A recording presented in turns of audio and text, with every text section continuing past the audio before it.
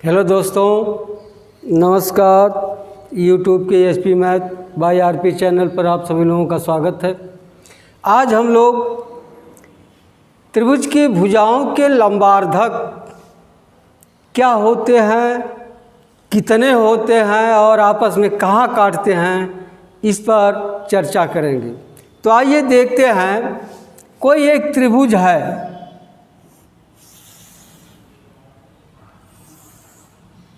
इसमें तीन भुजाएं हैं।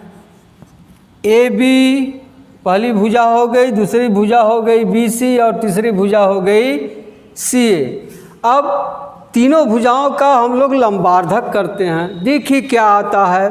अब ये बी सी है, इसका लंबार्धक करना है। कैसे करते हैं आप जानते हैं। बी सी के आधे से अधिक दूरी की त्रिज्या लेकर बी को केंद्र मानकर एक चाप ऊपर लगाएंगे और एक चाप नीचे लगाएंगे। लंगड़ा प्रकार की सहायता से जिस त्रिज्या से यहाँ चाप लगाए हैं उसी त्रिज्या से सी को केंद्र मानकर एक चाप लगाएंगे ऊपर और नीचे। जहाँ दोनों आपस में काट रहे हैं इंची की सहायता से इसको हम मिला देंगे। इंची की सहायता से मिला देंगे। ठीक है, यह हो गया इसका मध्य बिंदु और यह 90 अंश का कोण बनाएगा। मान लीजिए यहाँ हम इसका नाम डी रख दे रहे हैं। ठीक, अब इसी तरह से AC रेखा का लंबार्धक करना है। अब क्या करना है, AC के आधे से अधिक दूरी की त्रिज्या लेकर एक बार A को केंद्र मानकर और एक बार C को केंद्र मानकर इस तरह से चाप लगाया। फिर सी से इस तरह से चाप लगा दिया। अब इस दोनों को आप मिला दीजिए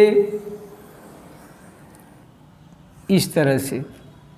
ठीक है, अब ठीक उसी तरह से ए बी का भी लंबार्धक करेंगे। ए बी के आधे के अधिक दूरी की त्रिज्या से एक बार यहाँ से चाप काटेंगे इस तरह से। यह चाप बाहर भी काट सकता है, भीतर भी काट सकता है, उससे कोई दिक्कत नहीं है। पुनः उसी त्रिज्या से आप यहाँ काट दीजिए और यहाँ काट दीजिए और इसको मिला दीजिए। ठीक, देखिए ये दो रेखाएं आपस में यहाँ काट रही हैं, तीसरी नहीं का, इसको भी आगे बढ़ा दीजिए। इस तरह से बढ़ा दीजिए। जहाँ ये काट दिया, मान लीजिए यह ओ बिंदु है। देख रहे हैं त्रिभुज में तीन भुजाएं होती हैं तो तीन ठो लंबार्धक होंगे। तीनों लंबार्धक कहाँ काट रहे हैं, एक ही बिंदु पर काटते हैं। उस बिंदु को क्या कहते हैं, संगमन बिंदु। या यूँ कहिए त्रिभुज की भुजाओं के लंबार्धक संगामी होते हैं। जिस बिंदु पर ये काटते हैं या इस संगमन बिंदु को त्रिभुज का परिकेंद्र कहते हैं। क्या कहते हैं, त्रिभुज का परिकेंद्र कहते हैं। यह हो गया त्रिभुज का परिकेंद्र। त्रिभुज का परिकेंद्र। ठीक, यह देखिए कैसा त्रिभुज रहा, न्यून कोण त्रिभुज। आइए अब जरा देखते हैं समकोण त्रिभुज में त्रिभुज का परिकेंद्र कहाँ होता है। देखिए यह समकोण त्रिभुज है, इसका नाम रख दे रहे हैं P, Q और R। अब उसी तरह से इसका लंबार्धक करना है। क्या करेंगे, QR के आधे से अधिक दूरी की त्रिज्या लेकर एक बार इस तरह से चाप लगाएंगे, एक बार इस तरह से चाप लगाएंगे और इस दोनों को क्या करेंगे, इस तरह से आगे पीछे बढ़ा देंगे। उसी तरह से इस रेखा का लंबार्धक करेंगे। एक बार यहाँ से चाप ऐसे काट देंगे और एक बार यहाँ से, जहाँ दोनों काट रहे हैं इस तरह से काट देंगे। ठीक है, इसका लंबार्धक हो गया। अब इसका लंबार्धक करना है। एक बार यहाँ से इधर, एक इस तरह से होगा, एक बार यहाँ से। अब इसको मिला देंगे आप इस तरह से यहाँ देखिए तीनों कहाँ काट दिए, जो समकोण त्रिभुज का कर्ण था कर्ण पर काट दिए। देख लिए न्यून कोण त्रिभुज में त्रिभुज के अंदर इसका परिकेंद्र था, लेकिन समकोण त्रिभुज में इसका परिकेंद्र समकोण त्रिभुज के कर्ण पर स्थित है।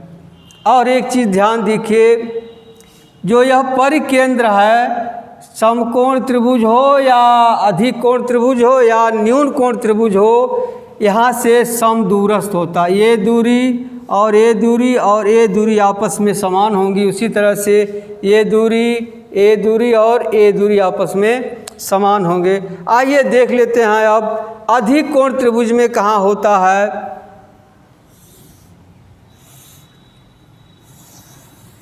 देखिए यह ABC अधिक कोण त्रिभुज है। अब इसमें भी वही क्रिया करेंगे, इस रेखा का लंबार्धक करेंगे इस तरह से,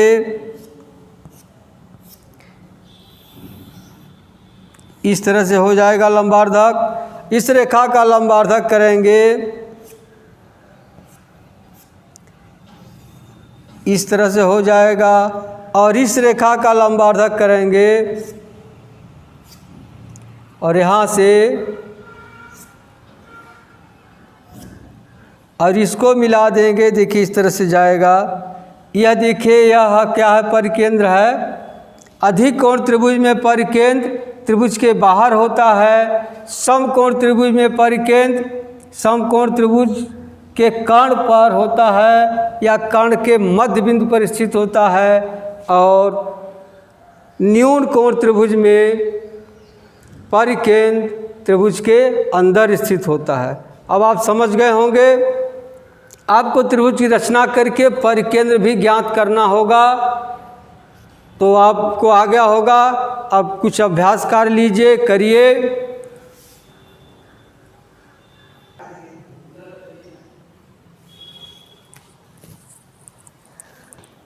हाँ देखिए यही प्रश्न है। पहला प्रश्न, रिक्त स्थानों की पूर्ति कीजिए। समकोण त्रिभुज का परिकेंद्र, खाली स्थान भरना है, पर स्थित होता है।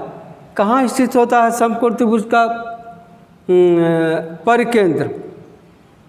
समकोण त्रिभुज के कर्ण पर स्थित होता है। दूसरा है, अधिक कोण त्रिभुज का परिकेंद्र त्रिभुज के किस क्षेत्र में स्थित होता है? अधिक कोण त्रिभुज है, यहाँ हो जाएगा त्रिभुज के बाह्य क्षेत्र में स्थित होता है। तीसरा है, न्यून कोण त्रिभुज का परिकेंद्र त्रिभुज के किस क्षेत्र में स्थित होता है? न्यून कोण त्रिभुज अंतः क्षेत्र में स्थित होता है। दूसरा है, त्रिभुज ABC खींचे जिसमें AB 3 सेंटीमीटर, BC 4 सेंटीमीटर और AC 5 सेंटीमीटर। इस त्रिभुज का परिकेंद्र ज्ञात करना है। आपको त्रिभुज पहले आप बना लीजिएगा कच्ची आकृति से 3, 4, 5। अब 4 खींचकर यहाँ से 3 का चाप काटिए, यहाँ से 5 का काटिए, यह समकोण त्रिभुज बनेगा। और इसका लंबार्धक करिए, इसका लंबार्धक करिए। सिर्फ 2 लंबार्धक करेंगे आप भुजाओं का, आपका परिकेंद्र आ जाएगा। अब तीसरा सवाल है, निम्न माप के त्रिभुज बनाकर उसका परिकेंद्र ज्ञात कीजिए। देखिए पहला है 7 सेंटीमीटर, 5 सेंटीमीटर और 4 सेंटीमीटर का त्रिभुज बनाइए, उसका परिकेंद्र ज्ञात करना है। भुजाओं का लंबार्धक खींचे, परिकेंद्र मालूम हो जाएगा। अब दूसरा है 6 सेंटीमीटर, एक भुजा है, इस भुजा पर 2 कोण हैं, एक 90 अंश का है, एक 30 अंश का है। इसकर खींच करके आप उसका परिकेंद्र निकालिए। तीसरा है 4.5 सेंटीमीटर, 2.5 सेंटीमीटर और इन 2 रेखाओं के बीच का कोण 105 अंश है। त्रिभुज खींच करके भुजाओं का लंबार्धक करिए, परिकेंद्र आ जाएगा। आप जान गए हैं त्रिभुज के भुजाओं के लंबार्धक जिस बिंदु पर काटते हैं वह बिंदु त्रिभुज का परिकेंद्र कहलाता है। ठीक, आप मिलते हैं अगली वीडियो में, तब तक के लिए धन्यवाद। जय हिंद।